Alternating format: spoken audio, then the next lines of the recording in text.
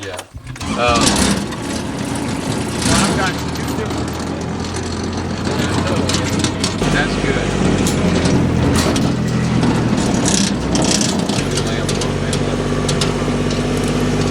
What are the odds of them?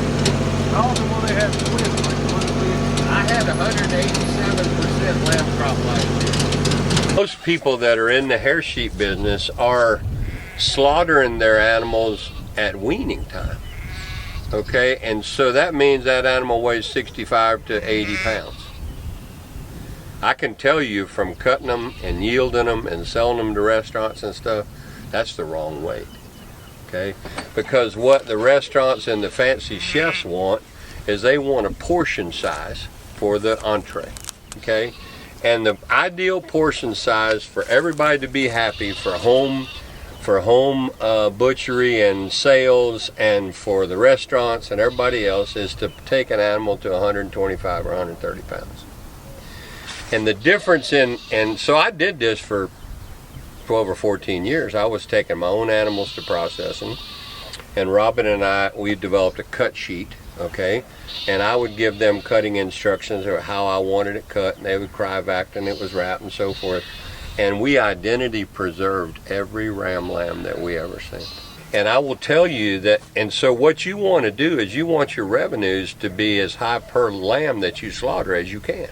Okay, so that means if your cost of your day-old animal is the most expensive thing in here, you want as many pounds to amortize that cost as you can possibly get. Okay? I like how you weave that tapestry there. Okay. Yeah. All right. So a really, really good lamb today, processed at 125 pounds, forage-fed kind of guy like we're doing, the revenues off of that in the current trade environment are $490. That's a lot of money for one lamb. So that means I'd love to have twins most of the time, and I'm going to do whatever I can to have twins, right? All right, and I'm going to try to get all of my animals to that weight. But the point of what we started at here is a lot of people, I hate to use the term lazy, but a lot of people are a little bit lazy, and they don't want to castrate them, but they also don't want to deal with the rams. And what I do, the way I manage my system here is you see me marking the ram lambs in the left ear and the females are in the right ear. And that's a tradition in the livestock business for the show ring and so forth and so on. So I can look down over the top of them in a race and I can tell how to sort them when they're coming to me, okay? So I get all my ram lambs out whenever they're starting to get frisky with their sisters, okay? But I don't castrate them, because if you castrate them, you got a chance to pick up tetanus, and you also, that lamb is going to go sideways for about 10 weeks. He's not going to want to grow after you just cut him, no matter how you cut him, okay? So we don't cut them, and there are lots of people that love to eat lamb fries. I mean, there's a restaurant in Colorado, in Denver, that serves several tons of them a year. Oh, okay? Yeah. And if you've not peeled out a set of testicles from a ram, cut them in half, seasoned them, and then taken the omentum from inside the belly. You ever used omentum to cook with? Oh my goodness. Take that, you know, the lacy covering that's all over the abdominal viscera? Yeah. That's called the omentum, okay? And all that is a thin sheet of tissue with rivers of fat in it, and it has some lymphatic tissue in there. But take that off of your animal before you make a mess and have a potential for fecal spills or whatever. You take a set of testicles and you roll them up in that omentum and put them on a skewer and put them on the grill. Never had that before. I've only eaten lamb fries. Never had it like that. That'll make you talk bad about your mama. That's so good. I remember when he was little, there was a place called Cattleman's in Oklahoma City. Did the same kind of thing, but not with an omentum. Yeah, that's a Turkish trick. Okay. All right, that comes from overseas, but that's a Turkish trick. But anyway, the difference in the revenues between a 70-pound lamb or a 75-pound lamb and a 135-pound lamb is over $120. So I got the same cost in those day-old animals. Why in the fool would I slaughter him at 80 pounds when I could take him to 135 and I could almost double his value? Right. Okay. And besides, when you cut one now, a lot of the there's two markets here. There's what's called the ethnic or cultural market, and that's that 65, 75 pound lamb, and a lot of those will go to our moon worshiping, Allah worshiping brethren, and they have the mullah come in and they'll bless them and so forth, but then they don't identify cuts like we do. They got big cleavers and they'll chop that booger all the way up. Yeah. You know, and they'll make curries and they'll make this. And you're pulling bone fragments out of your tooth every so meal. That doesn't matter to them. So they buy in that 65, 75 pound lamb, but the loin eye in a 65 pound lamb is about like this. Yeah, it's tiny. And the loin eye in a 130 is like this. Yeah. Okay? So the guy in the restaurant says, I'm going to put 2 of his chops on the plate. You know, and that's gracious plenty. Whereas if you do them, you're going to probably have to put 4. Okay, that's a lot less entrees per animal. Right, you're out. Yeah, you're no money ahead. Yeah, in the sheep business. Yeah, okay. So, yeah, you want to come out here then? Yeah, but I mean, we can look at sheep and I can talk to you. And you got to have some kind of fences, okay? And you want your perimeter fences probably to be permanent. And then you can move your interior ones. I think another important thing is the availability of no-till drill services. Now, a lot of NRCSs or RC&Ds have them in the community and people can lease them and some people run them and so forth. But for me, that's important because we use a planting calendar here, and then we're trying to integrate perennials and annuals, and we're trying to build the soils up. And so we use a lot of annual legumes, especially in the summertime, and we haven't used fertilizer here in a long time. So you have to have the availability of those adapted seeds that we're just talking about, and then you have to have decent guardian animals, and you can see Mama Dog down there right in the midst of I was wondering where... right behind that tree on the right, about 1 o'clock, 1:30, 2 o'clock. See her back there? Yep. Okay. Yep. Just one in here with this mob here? Yeah, because they're double fenced. Okay. All right, now there's 2 in with my ewe lambs. But everything I tell you really is about a systems approach to doing this. When I went to veterinary school, you learned this craft on the basis of diseases, singular diseases, and you didn't look at the overall picture. But as I've gotten older, what I've learned is that this is about natural cycles, it's about harmony, it's about the design of the animal that you're dealing with. It's about that animal's innate instincts and its drives and its behaviors and so forth, and then putting that together. So it's. Are these things that would not have been considered prior to you? Well, they weren't underlined, and they didn't get us to think about them. They were saying, well, here's the disease agent. What classification of a family is it in? Is it bacterial or viral or fungal or protozoal? And what's the classification names, and how do we treat that when the animals get that? Well, my training went on to be in medical microbiology is all preventative to me. Okay, so these animals go through cycles. They need to go through cycles. They need to go through a period of where the babies suck them down, and then they need to go through a period of gaining weight back again. And that's how you can get more twins. That's called nutritional flushing. So after they come off of the full weaning, and it looks like they've been eating cuckleburrs and river sand for a while, but they're coming up, and so basically you want to, the ovary runs off of fat, off of calories and fat, not protein. Okay, so build them back up, make them think times are good, okay? And so the ovary responds to that improvement in nutrition by bringing up more follicles. And the more follicles you can get fertilized, the more embryos and the more babies you got. So how long a time are we looking, though? From 35 days prior to putting the ram in and 20 days after the ram. So you're building them up for 35 days before you introduce your rams.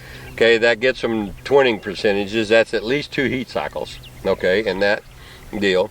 And then from the time they make an embryo, so that there's we go from single cell to single cell, and then we get together and we're 2, 4, 6, 2, 4, 8, 16, 32, 64, 128, 512, etc. And the cell division is going on in that embryo, but it takes them to about day 19 in this breed and this animal for that embryo to implant. Okay, so you want to keep that plane of nutrition going until they get good implantation. But at the point of breeding, what is the nutritional drag on these girls? The only thing that they need, really, if you weren't flushing them to keep them alive, is a maintenance requirement for their nutrition, right? So what I'm going to tell you over the course of time, and I think I've told y'all it when I came up there to Mars Hill, is the day that they're bred, disregard the nutritional flush for a minute, we're going to call their nutritional status X. That's what they need. Now, the last 40 days of their pregnancy, they got a pair of twins inside of them. Those twins are growing like a bad weed, okay? And when they grow, what are they doing? Now they become a space-occupying lesion, okay? And as they grow bigger inside, what's happening to the volume of the rumen? It's being compressed. So you've got to do several things at that point. You've got to increase the density of your ration, your caloric density, but that animal, she will do anything to keep those babies alive. So she'll rob energy from her own system, she'll take fat and make it into energy, give to the baby, she'll rob calcium from her own skeleton to give them, and so forth. So from at that 40 days prior to the baby getting here, their requirement for nutrition in general is 250% of what it was. So it's 2.5x what it was the day we were talking about breeding them. And so this is called stage of production nutrition. So you're trying to feed them for life phases, for the stage of production that they're in. So the most important days in the life of a sheep are the last 40 days that sheep is pregnant and the first 40 days that she's heavily milking. It's almost a place right there where you can't overfeed her. Okay? Okay? But don't overfeed her early, because she doesn't need it. And you'll end up making her fat. And when you make her fat by overfeeding her in the first trimester and the second trimester, it's hard to deliver babies through fat. I haven't pulled a baby here in years. Okay. Wow. All right. And we don't bottle raise any babies here. I think we've generated 2 maybe last year, and the neighbors' kids. That's a good thing, having neighbors' kids that want to bottle raise. But basically that caloric requirement and the metabolic requirement is 250% during that period of time. And then the other most important 50 days of the year is 25-30 days prior to putting the rams in and 17 days after they're breeding. So feed them a little extra in that period of time, and the rest of the time is not necessary to go overboard in terms of feeding them. So now if you believe that, okay, if that's a true story, and their nutrient requirement is going up, then their mineral requirement has to match that. Okay? So they're going to be needing 250% of the copper and the calcium and the phosphorus and so forth just to match the other. Now, you see us feeding free choice mineral in those tubs, and that's what you're feeding. Yep. All right. Now, in a pelleted ration where you're addicted to cereal grains, the mineral premix is in that diet. Well, she's eating a reasonable amount of that. Let's say we're either limit feeding her at 3% of her body weight per day or 4% of her body weight per day, and her nutritional requirements are going up. That feed right now is the most expensive thing on your farm. Okay, that's why I'm out of that business. Okay, yeah. So in that system, the only way that girl can get more minerals is by doing what? Eating more. Eating more feed. Eating more. And then she's going to get too fat. Well, and it's going to get in your pocketbook. Well, there is that. Okay, that's the biggest thing to me is I'm limited. My animals are being limited on mineral needs. They'll go to this when they need sodium every time. If there's no salt in your diet, in your commercial diet, we call them complete and incomplete feeds. You take the trace mineral pack out of your feed and do it free choice, and you only supplement those the days that you have to. Which for me, I will give them extra legume hay, but a lot of people feed them extra pellets or whatever the last 40 days and the first 40 days of milk. So that's that little story. And then, so in terms of putting things in a system approach and hearth, I think about what are the stressors to these animals, okay? And one of the biggest stressors is blocking their native instincts and behaviors. Putting them in a place where they can't travel. Putting them in a place where they can't go lay down and eructate and chew their cud, okay? putting them in a place where they're constantly having to be on guard with their babies. So we can have nutritional stress, we can have social stress, we can have physical stress, we can have disease stress, you know, but the design of this animal, and we can have, you know, you know what I mean by lambing out of context? Let's say, and a lot of people try to do this, they try to breed in the springtime and have falls and lambs in the fall. Well, the way God designed it was, these are short day breeders. These girls are looking for decreasing day length to breed. That is their signal. So the longest day of the year is June the 20th or 21st. Shortest day is December the 21st. The midpoint in between those two is the autumnal equinox, okay? And so the days are getting shorter during the last part of the calendar year in the northern hemisphere. And as those days start to get shorter, there's a point for these girls, probably July and August, they start picking up on that because they have a little bit of Caribbean in them that came into the Katahdin from the St. Croix, and maybe there was some Barbados way back there.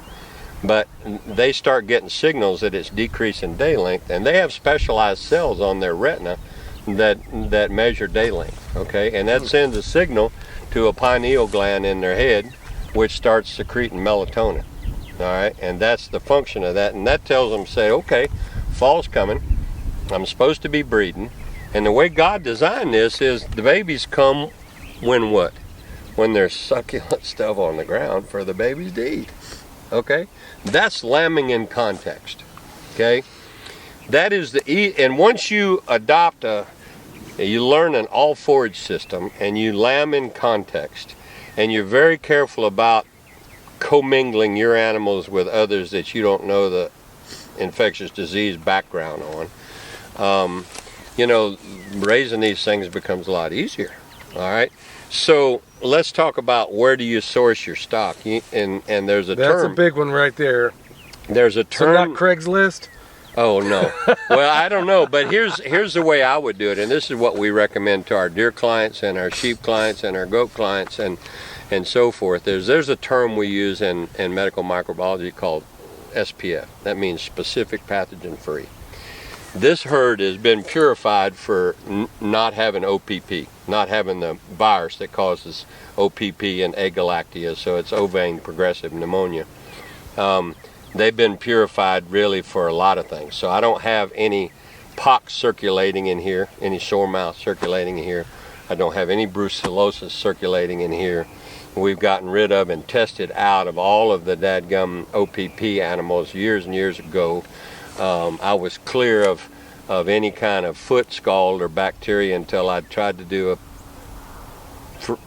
a favor for a friend of mine's wife got a brain tumor, and he needed to cut the size of his flock in half, and the boys that were buying them didn't have anywhere to work them, so I brought 450 animals through here and worked them through my sheds, and I reinfected my sheds with a foot problem, and it took me 4 or 5 years to foot bath and vaccinate and work my way out of there. But they've been, for 13 years, they were purified for no foot issues. And so what I would say, if you're going to go buy stock, go find somebody that's playing the game sort of like me, and buy every dadgum one of your females from one spot, okay? And that way you're not playing daycare. You know, the sickest part of the year is the first 5 weeks after kids come back to school in the fall. They're bringing all of the viruses and bugs in, and they're stirring it around, and everybody gets sick, and then the parents get sick. All right, that's what we call the daycare syndrome. That's what happens when you go to feedlot A and buy 6, and feed live market yard here and there and so forth, and buy animals and bring them home. You're just commingling all that mess, you know.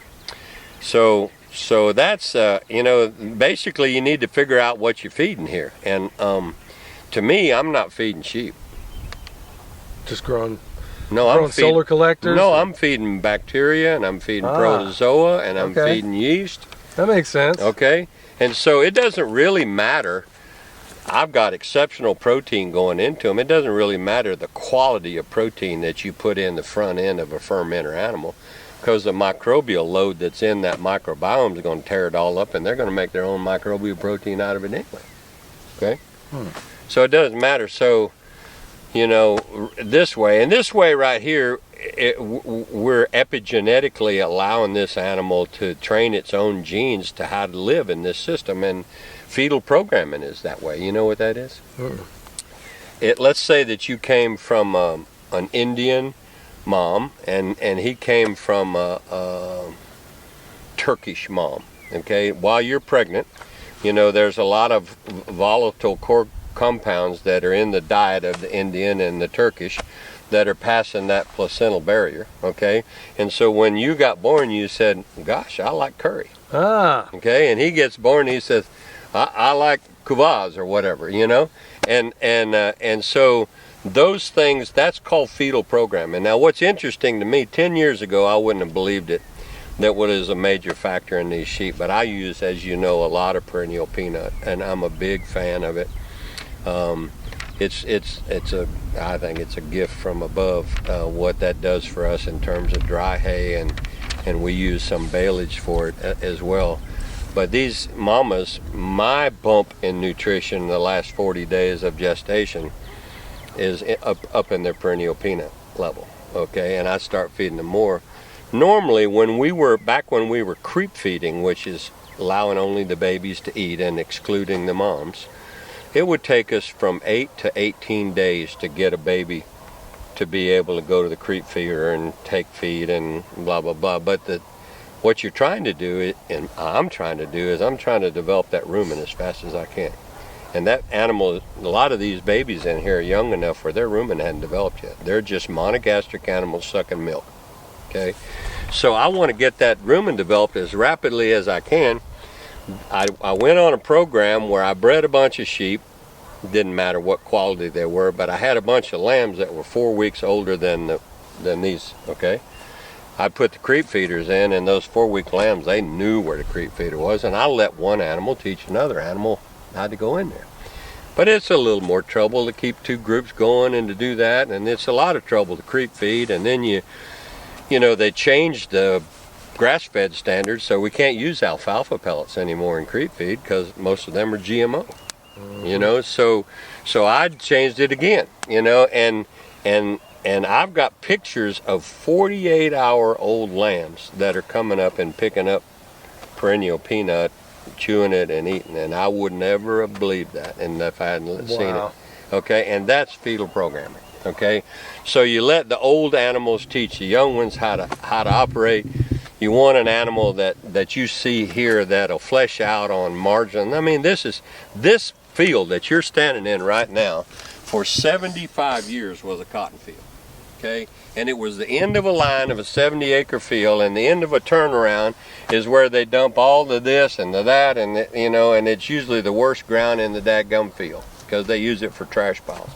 It took me 20 years to get this place looking like it's looking, because everything within 100 miles of Atlanta during the war between the states was cotton, except for some trees along the creeks and people's yards. So this isn't the best ground in the world, but my animals are fleshing out on less than beautiful ground. Well, I've seen some pretty animals over there. You know, so that's a little bit of what I'm thinking about. You know, pasture options, what I would say to you is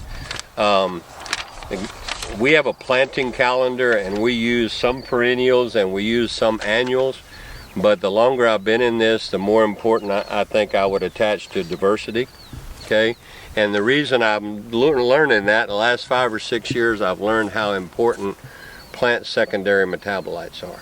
You know, do you know what those are? No, I'm actually going to go back and watch this tape. Okay.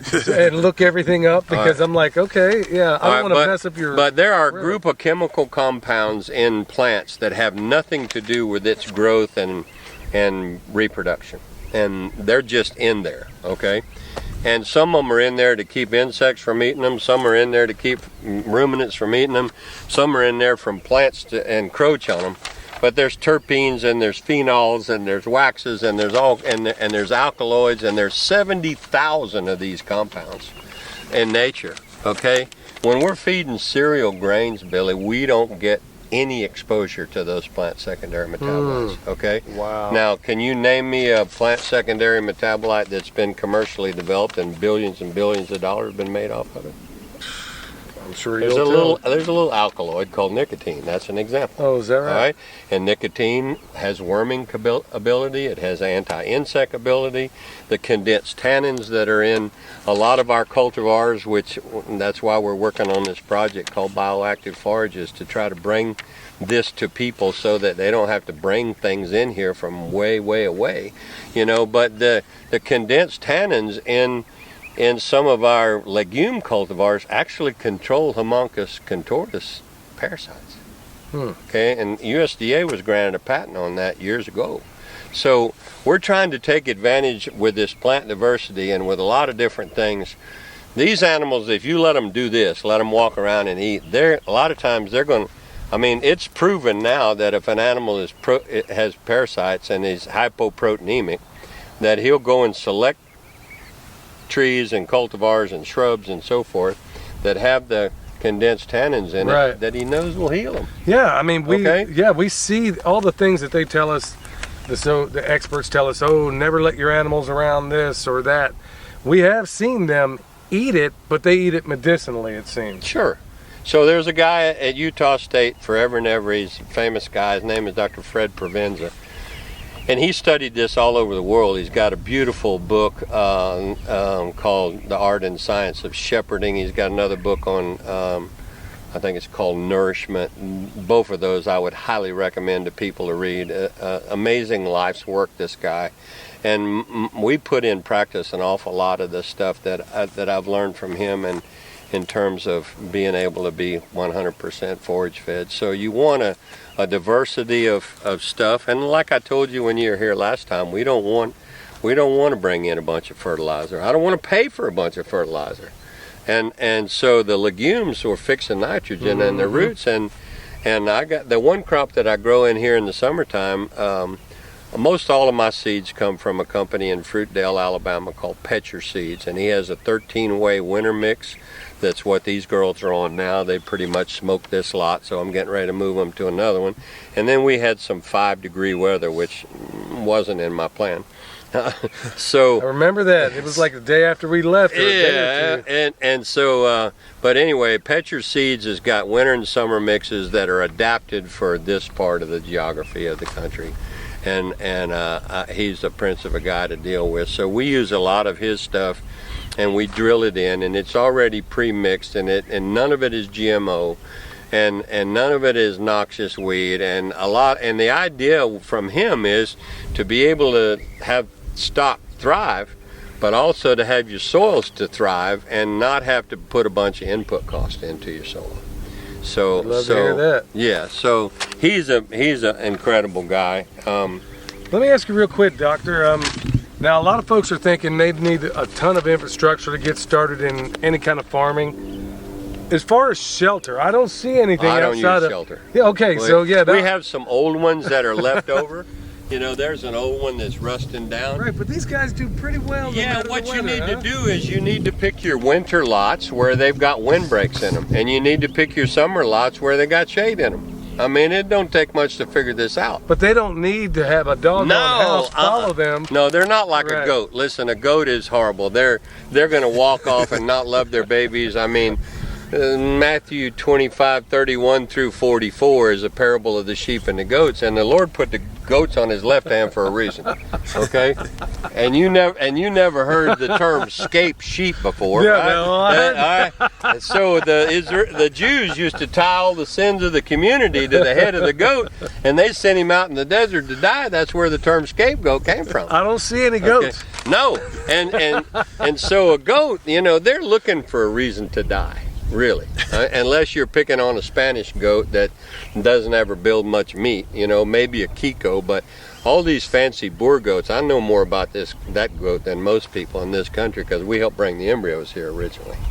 And it went crazy for a long time. But those are horrible mothers. You shake a feed sack at them, they'll leave 2 fresh babies on the ground for the vultures to get, and they'll chase you in the feed sack. And if they get wet and cold at the same time, they're going to die. So that's why you favor these guys, huh? Oh, yeah. And the Lord put the sheep on his right hand. All right, that's a favored position, okay?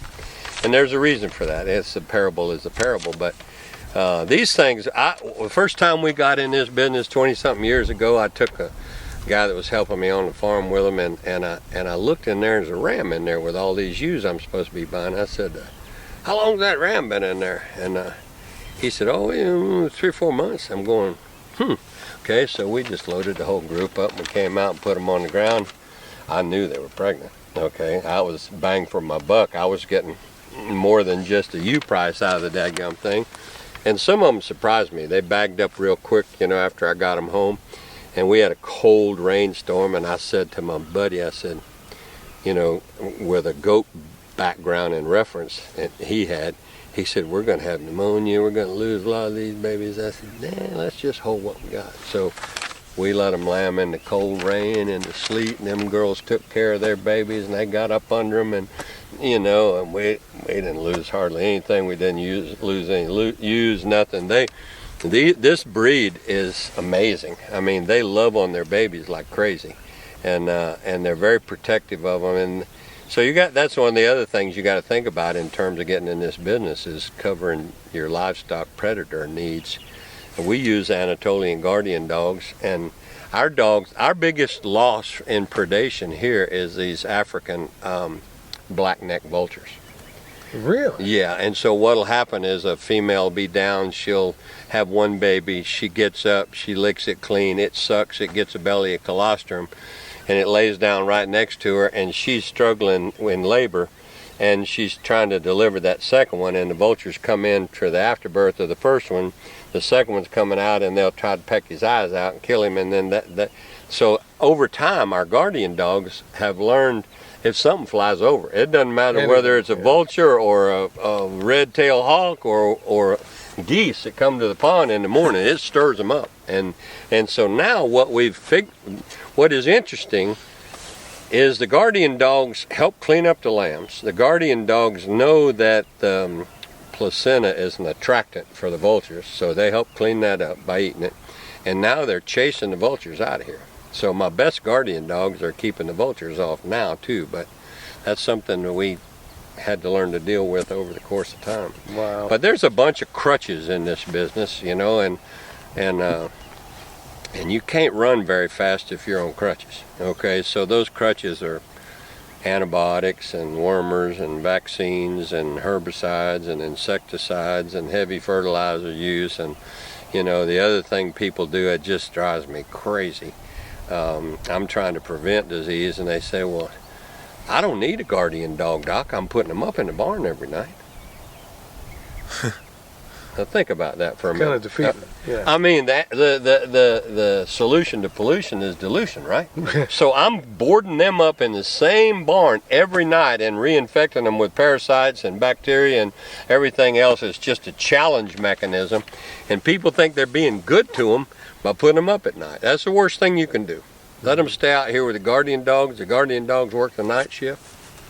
They're used to it, Yeah. So we basically have gotten off most of the crutches, and we still use a little bit of vaccine. We still strategically use some wormer, but after the animals become 7 to 10 months of age in our system, they're starting to get immune to the parasites, okay? And if you're smart about rotation your pasture and you're smart about strategic deworming, you don't have to worm everything, but you may worm a number of your babies. The worst month in the southeast is August and September, and that because the life cycle of the parasite is shortened because there's hot weather and lots of humidity. Okay, so we used to say, let's rotate these pastures every 8 or 9 days for people that are strip grazing. But if you want to keep those animals parasite free in the late summer, you better move them every 3.5 days, because the cycle is about half of what it was in cooler weather. So I think I could completely get off of all vaccination. I'm basically just CDTing and stuff now, but if you make the bugs inside their room and thrive, the animal's going to thrive. How about that? So we want to maximize all the local inputs we can. We don't want to buy fuel, and we don't want to till the ground up. And I'm looking at now. The only thing that we don't have figured out, and I'm working on that, is every so often you're going to have, we call these bridge periods. It's the period between your summer grazing being bloom and your winter grazing being grazable, okay?